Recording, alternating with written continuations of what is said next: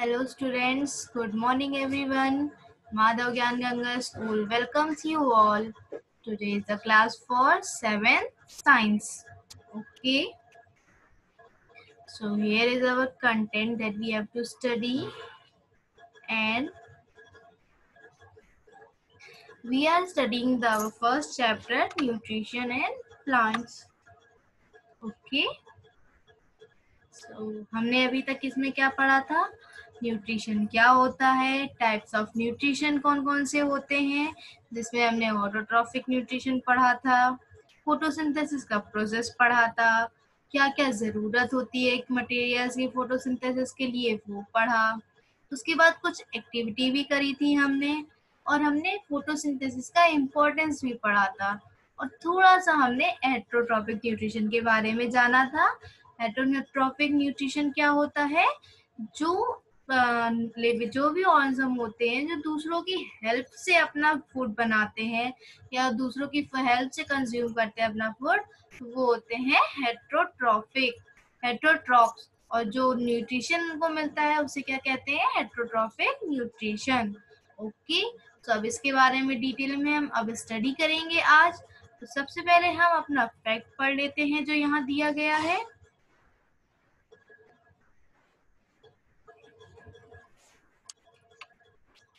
The white cottony mass of fine threads that grows on stale bread, fruits, pickles, leather goods, and cow dung, etc., is bread mold. Umbrella-shaped non-green, white, or pinkish plants are called mushrooms. Some mushrooms are poisonous, but some are edible and form a delicacy. अब इसमें हमें क्या बताया गया है? कभी कभी हमने देखा होगा जब हम ब्रेड रख देते हैं या अचार, फ्रूट्स, कोई भी चीज है, तो उसमें क्या वाइट एक लेयर जमा हो जाती है, तो वो क्या होती है? उसे हम ब्रेड मोल्ड कहते हैं। ओके, और हमने देखा है कभी कभी बारिश में बहुत सी जगह एक अम्ब्रेला शेप के नॉन ग्रीन प्लांट्स उग जाते हैं, जिन्हें हम क्या कहते हैं? मशरूम कहते हैं। ये मशरूम्स क्या कुछ तो पॉइजनस होते हैं, लेकिन कुछ खाने लायक भी होते हैं। जैसे कि आप लोगों ने बहुत से बच्चों ने मशरूम को खाया भी होगा। ओके, तो अब हम सबसे पहले यहाँ पढ़ेंगे पैरासिटिक प्लांट्स के बारे में। Okay, in this type of nutrition, a plant lives on another living plant and derives its nutrition from the latter. इसमें क्या होता है? जो एक प्लांट होता है वो दूसरे लिविंग ऑर्गेनिज्म पे डिपेंडेंट होता है अपने फूड के लिए। Okay, the plant which derives nutrition is called a parasite, and the plant from which the parasite derives its nutrition is called the host. जो प्लांट होता है जो अपना न्यूट्रिशन दूसरे से लेता है उसे हम पैरासाइट कहते हैं, और जिस चीज से वो न्यूट्रिशन ले रहा है उसे हम क्या कहते हैं? होस्ट कहते हैं। ठीक है, जैसे कि हमने बहुत से ऐसे प्लांट सुने होंगे जो क्या होते हैं? इंसेक्ट्स को खाते हैं। तो जो प्लांट है, जैसे कि एग्जांपल हम लोग लेंगे, पैरासिटिक प्लांट आर कस्कटा या डॉडर, ये क्या है? प्लांट का नेम है। और क्या है? रफ्लेशिया, ये प्लांट्स क्या करते हैं? इंसेक्ट्स वगैरह को खाते हैं। तो जो इंसेक्ट्स है, इंसेक्ट इनके लिए क्या होंगे? होस्ट होंगे। Okay, Cascata is a pale yellow twining plant often seen on the tree tops. It absorbs nutrients from the tree by using certain special roots. जो कैस्केटा क्या होता है? एक येलो ट्विनिंग प्लांट होता है जो दूसरे प्लांट्स के टॉप पे होता है, और ये अपना न्यूट्रिएंट्स कहाँ से लेता है? जिस प्लांट के ऊपर ये होता है उस प्लांट की रूट से, हेल्प से, उससे वो न्यूट्रिएंट्स लेता है। Okay, Rafflesia, a parasitic plant, is found in the forest of Malaysia. Rafflesia क्या है? एक पैरासिटिक प्लांट है जो कहाँ मिलता है? मलेशिया में फाउंड होता है। Okay, this plant has the biggest and the heaviest flower, और इस प्लांट का सबसे बड़ा और हैवीएस्ट फ्लावर होता है। The flower may have a diameter of more than 1 meter and weigh approximately 10 kg. जो इस फ्लावर का डायामीटर होता है वो कितना होता है? लगभग 1 मीटर का होता है, और इसका वेट कितना होता है? 10 kg का होता है। ओके, ये वर्ल्ड का सबसे लार्जेस्ट फ्लावर होता है। Certain plants are partial parasitic, where the plants can prepare their own food but depend on other plants for the need of water and minerals. An example of partial parasite is mistletoe. अब इसमें क्या बता रहा है कि कुछ ऐसे plants भी होते हैं जो पार्शियल पैरासाइट होते हैं, मतलब ये दूसरों पे भी डिपेंडेंट होते हैं और थोड़ा बहुत खाना खुद का भी बना लेते हैं। जैसे कि इसका एग्जांपल क्या है, मिस्टर टू है। तो ये अपना फूड क्या करते हैं, बनाते हैं, लेकिन वाटर और मिनरल के लिए दूसरों पे डिपेंडेंट होते हैं। ओके, तो हमें पैरासिटिक प्लांट समझ में आया जो दूसरे एनिमल्स पे या इंसेक्ट्स वगैरह पे डिपेंडेंट हो। अब बात करते हैं सैप्रोफिटिक प्लांट्स की। सैप्रोफिटिक प्लांट्स क्या होते हैं? Some organism such as fungi feed on dead and decaying organic matter of plants and animals. कुछ ऐसे ऑर्गेनिज्म जैसे कि फंगी क्या करती है, जो भी मरे हुए या सड़े हुए चीजें ऑर्गेनिक मैटर होते हैं प्लांट्स के, एनिमल्स के, उन पे डिपेंडेंट होती है। Such organisms are called saprophytes and the mode of nutrition is called saprophytic. और ये जो इंसेक्ट ऑर्गेनिज्म होते हैं इन्हें क्या कहा जाता है, सैप्रोफाइट बोला जाता है।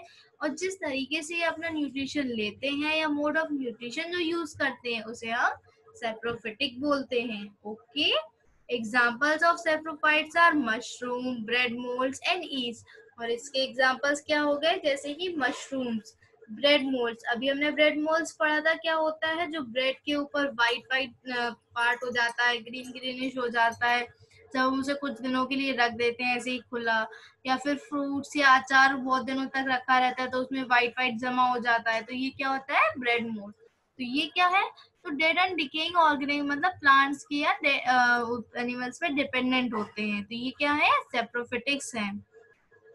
The saprophytes release digestive juices outside their bodies. These juices act on the organic matter and convert them into simpler substance that are absorbed by their bodies. और ये जो सैप्रोफाइट्स होते हैं ये क्या करते हैं, एक जूस रिलीज करते हैं अपनी बॉडी से। और ये जूस क्या करता है, जो भी ऑर्गेनिक मैटर होता है उन्हें सिंपल सब्सटेंस में कन्वर्ट कर देता है, जिससे कि जो उनकी बॉडी है उस चीज को इजीली डाइजेस्ट कर पाए। ओके, हमें पैरासिटिक और सैप्रोफिटिक दोनों समझ में आ गया। अब हम आगे बात करते हैं स्पेशल मोड ऑफ न्यूट्रिशन के बारे में। इसमें हम क्या पढ़ेंगे, सबसे पहले इंसेक्टिवोरस प्लांट्स के बारे में। Another type of nutrition is found in some plants that feed on insects to fulfill their requirement of nitrogen. तो ये क्या है, इसमें जो प्लांट्स होते हैं वो इंसेक्ट्स के ऊपर डिपेंडेंट होते हैं अपनी रिक्वायरमेंट को फुलफिल करने के लिए। ये कुछ ऐसे प्लांट्स होते हैं जो ऐसे सॉइल में होते हैं जहाँ उन्हें सॉइल से पूरा न्यूट्रिशन नहीं मिल पाता है। जैसे कि नाइट्रोजन एक ऐसा न्यूट्रिशन है हर प्लांट्स के लिए बहुत जरूरी होता है। जब उन्हें उस सॉइल से नाइट्रोजन नहीं मिलता है तो वो कहाँ से लेते हैं, वो इंसेक्ट से अपना ये न्यूट्रिशन लेते हैं। Pitcher plant is an example of an insectivorous plant. Pitcher plant क्या है, एक इंसेक्टिवोरस प्लांट का एग्जाम्पल है। In a pitcher plant, the leaves are modified in the shape of pitcher, with the top of the leaf forming a lid to open or close down the pitcher. When an insect sits on the rim or mouth of the pitcher plants, the hair in the pitcher direct the insect down into the pitcher, where enzymes present in digestive juice of the pitcher digest the insect to get nitrogen from its body. Pitcher plant में क्या होता है, इसका जो shape होता है वो एक पिक्चर की तरह, मीन्स या मान लीजिए एक बॉक्स की तरह होता है, और जो एक लीफ होती है उसके बॉक्स को बंद करने का या उसके ढक्कन का काम करती है। तो जब भी उसके ऊपर कोई भी उसके हेयर्स पे कोई भी एनिमल कोई भी इंसेक्ट जब बैठता है तो वो क्या करती है, उसे अंदर बंद कर लेती है। उसके बाद कुछ डाइजेस्टिव जूस होते हैं पिचर प्लांट के अंदर, कुछ एंजाइम्स होते हैं जो उसे रिलीज करता है। उसके बाद वो इंसेक्ट को डाइजेस्ट कर लेता है, उसके अंदर के जो नाइट्रोजन होता है वो डाइजेस्ट कर लेता है पिचर प्लांट। तो और भी एग्जांपल क्या क्या है इंसेक्टिवोरस प्लांट्स के, Venus fly trap and sundew plants. Okay, these are the other example of insectivorous plant. Now next, symbiosis क्या होता है? Lichens are the most amazing form of life. A lichen is actually composed of two distinct organisms, algae and fungus. Lichens क्या है? एक बहुत ही amazing, बहुत ही शानदार चीज है लाइफ की। कैसे? तो लाइकेन होता है वो दो चीजों से मिलके बनता है। कौन सी दो दो चीजों से? एक एल्गे से और एक फंगस से। Okay. Living and working together, ये क्या करते हैं? एक साथ काम करते हैं। The algae contain chlorophyll and make their own food. Algae क्या करती है? algae में chlorophyll present होता है और अपना खाना खुद बनाता है। The fungus shares the food made by the algae. और फंगस क्या करता है? जो algae food अपना बनाता है उसके साथ शेयर करता है। The fungus in return provides protection, water and minerals to the algae. और जो एल्गी ने क्या किया? अपने फूड को शेयर किया फंगस के साथ और उसके रिटर्न में फंगस क्या करता है? एल्गी को प्रोटेक्शन प्रोवाइड करता है, वाटर देता है और मिनरल्स देता है। तो ये क्या है? एक दूसरे पे डिपेंडेंट है। एल्गी ने फूड दिया तो फंगस ने उसे प्रोटेक्शन दी, वाटर दी और मिनरल्स दिया। Okay, the mutual association in which two different types of organisms live and work together for their mutual benefit from each other is called symbiosis. तो symbiosis कौन सा process हुआ? दो अलग अलग टाइप के ऑर्गेनिज्म एक साथ रहते हैं, एक साथ काम करते हैं अपने अपने बेनिफिट के लिए। ठीक है, तो ये क्या होगा? ये सिम्बियोसिस का प्रोसेस होगा। लाइकेन शो सिम्बियोटिक रिलेशनशिप और सिम्बियोसिस। तो लाइकेंस क्या शो करते हैं? सिम्बियोटिक रिलेशनशिप को शो करते हैं। Leguminous plants like gram, peas, moong cannot directly use atmospheric nitrogen. They need nitrogen in a soluble form. तो जो लेग्यूमिनस प्लांट्स होते हैं जैसे कि ग्राम, दालें, मटर, मूंग, तो ये सब क्या है? ये डायरेक्ट एटमॉस्फेयर से नाइट्रोजन नहीं ले पाते। इन्हें जो नाइट्रोजन चाहिए होती है वो सॉल्युबल फॉर्म में चाहिए होती है। तो rhizobium bacteria live in the nodules of the roots of leguminous plants and provide them nitrogen. तो रिजोबियम क्या है? ये एक ऐसा बैक्टीरिया है जो उनकी रूट्स में प्रेजेंट होता है और उन्हें नाइट्रोजन प्रोवाइड करता है। In return the plants provide food and shelter to the rhizobium bacteria. और उसके बदले में जो प्लांट्स होते हैं लेग्यूमिनस, वो उन्हें क्या प्रोवाइड करते हैं? वो उन्हें खाना और शेल्टर देते हैं। So both organism benefit each other. So इस तरीके से क्या वो दोनों एक दूसरे को फायदा दे रहे हैं। This show a symbiotic relationship और सिम्बियोसिस। तो इन दोनों के बीच में भी क्या हो रहा है? सिम्बियोटिक रिलेशनशिप मेंटेन हो रहा है। ओके, तो हमें सिम्बियोसिस भी समझ में आ गया। सिम्बियोसिस क्या होता है? जब दो अलग अलग ऑर्गेनिज्म एक दूसरे पे डिपेंडेंट हो अपने अपने बेनिफिट के लिए। ठीक है, तो यहाँ पे अब छोटा सा डिफरेंस बताया गया है ऑटोट्रॉफिक न्यूट्रिशन और हेटरोट्रॉफिक न्यूट्रिशन के बीच में। जैसे कि ऑटोट्रॉफिक क्या होता है? ये सिर्फ ग्रीन प्लांट्स में होता है और हेटरोट्रॉफिक नॉन ग्रीन प्लांट्स में और एनिमल्स में होता है। अब सेकेंड पॉइंट क्या है? ऑटोट्रॉफिक में कार्बन डाइऑक्साइड, वाटर और नीडेड होते हैं सिर्फ अपने फूड को बनाने के लिए। और सेकेंड जो हेटरोट्रॉफ्स होते हैं वो अपना फूड ग्रीन प्लांट्स या ऑटोट्रॉफ से डायरेक्टली या इनडायरेक्टली लेते हैं। ठीक है, थर्ड पॉइंट है chlorophyll and sunlight are essential for the synthesis of food. Autotrophic nutrition में क्लोरोफिल और सनलाइट जरूरी होते हैं फूड को बनाने के लिए। और थर्ड पॉइंट है हमारा हेटरोट्रॉफिक का, chlorophyll is absent and sunlight is not needed. जो हेटरोट्रॉफिक न्यूट्रिशन होता है उसमें ना क्लोरोफिल की जरूरत होती है ना सनलाइट की जरूरत होती है। Okay, so here is the difference between autotrophic and heterotrophic nutrition जो हमने पूरे चैप्टर में पढ़ा। अब आते हैं हमारे यहाँ पे how plants nutrients are replenished in the soil, कि कैसे जो प्लांट्स के न्यूट्रिएंट्स हैं वो सॉइल से मिलते हैं। Green plants require nitrogen, potash, phosphorus along with other micronutrients. जो ग्रीन प्लांट्स होते हैं उन्हें भी बहुत सारे न्यूट्रिएंट्स की जरूरत पड़ती है जैसे कि नाइट्रोजन, पोटेश, फॉस्फोरस और भी कुछ माइक्रो न्यूट्रिएंट्स होते हैं। Nature these nutrients are replaced in the following ways. तो किस तरीके से इन्हें मिलते हैं? यूरिनेशन बाय एनिमल्स, जैसे कि जो यूरिनेशन जो एनिमल्स यूरिनेट करते हैं सॉइल में तो उससे क्या मिलता है? उससे प्लांट्स को वो न्यूट्रिएंट्स मिलते हैं जो भी प्रेजेंट होते हैं यूरिन में। Birds dropping and faces of wild animals including cow dung. अब जो काउडंग होता है उससे क्या करते हैं, जो किसान होते हैं वो मैन्यूर बनाते हैं, खाद बनाते हैं, जिससे कि प्लांट्स अच्छे हो गए, उनकी अच्छी उपज हो। तो ये क्या है, इसमें भी कुछ, इससे भी न्यूट्रिएंट्स मिलते हैं प्लांट्स को। थर्ड है decay of dead plants and animals.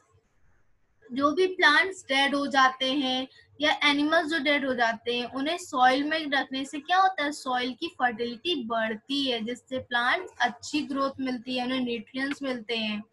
Fourth point है nitrogen fixing bacteria living in the roots of leguminous plant and trees. जैसे कि अभी हमने पढ़ा था, जैसे रिजोबियम होता है, वो क्या होता है, लेगुमिनस प्लांट्स के रूट में प्रेजेंट होता है, जो उन्हें नाइट्रोजन प्रोवाइड करता है। तो इसी तरह नाइट्रोजन फिक्सिंग बैक्टीरिया होते हैं जो उन्हें न्यूट्रिएंट्स प्रोवाइड करते हैं। Okay, clear to all? I hope हर चीज आपको समझ में आई होगी। एक बार हम क्विक रिवीजन कर लेते हैं कि हमने पूरे चैप्टर में क्या क्या पढ़ा है। ओके,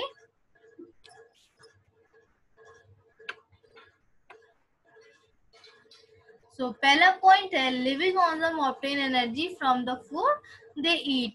जो भी लिविंग ऑर्गेनिज्म होते हैं वो एनर्जी कहाँ से गेन करते हैं, जो खाना खाते हैं उसी से। Okay, now second point, based on the mode of obtaining food, organisms are classified into two major groups, autotroph and heterotrophs. Okay, जो मोड होता है फूड को ऑब्टेन करने का, organism are classified into two major groups. खाना obtain करने, खाना लेने के बेसिस पे दो तरीके पे हमने डिफाइन किया था, ऑटोट्रॉप्स और हेटेरोट्रॉप्स पे। थर्ड पॉइंट है हमारा, plants are synthesise their food using inorganic raw materials by the process of photosynthesis. All the raw materials such as carbon, plants अपना फूड किससे बनाते हैं, फोटोसिंथेसिस के प्रोसेस से। उनका रॉ मटेरियल क्या क्या होता है, carbon dioxide, water, mineral, sunlight. ठीक है। फोर्थ पॉइंट क्या है हमारा, photosynthesis is also very important for the survival of living beings because it releases oxygen which is required for respiration. Photosynthesis क्यों जरूरी है, क्योंकि इस प्रोसेस में ऑक्सीजन रिलीज होता है जो अदर ऑर्गेनिज्म के लिए बहुत जरूरी है। नेक्स्ट पॉइंट है food synthesised by plant is stored in the form of starch in different parts of the plant. जो फूड प्लांट्स बनाते हैं वो स्टार्च के फॉर्म में उनके अलग अलग पार्ट्स में स्टोर होता है। Parasitic, saprophytic, insectivorous and symbiotic are the different mode of heterotrophic nutrition in plant. Heterotrophic जो न्यूट्रिशन हमने पढ़ा था उसमें पैरासिटिक, सैप्रोफिटिक, इंसेक्टिफोरस एंड सिम्बियोटिक अलग अलग पार्ट्स हैं। ठीक है। नेक्स्ट पॉइंट है in the parasitic mode of nutrition only the parasite is benefited, where in symbiotic nutrition both organisms benefit from each other. जो पैरासिटिक मोड ऑफ न्यूट्रिशन था उसमें सिर्फ पैरासाइट को बेनिफिट हो रहा था, लेकिन सिम्बियोटिक में क्या हो रहा है, दोनों ऑर्गेनिज्म को फायदा मिल रहा था। ओके, तो यहाँ हमारे चैप्टर का क्विक रिवीजन हो गया। अभी एक्सरसाइज आपको कंप्लीट करनी है और हमें कमेंट में सेंड करनी है। Okay, thank you. Visit our YouTube channel MGGS Classes. Please like the video, share it and subscribe it and press the bell icon to get the latest update of the new video. Thank you. Bye bye. Take care.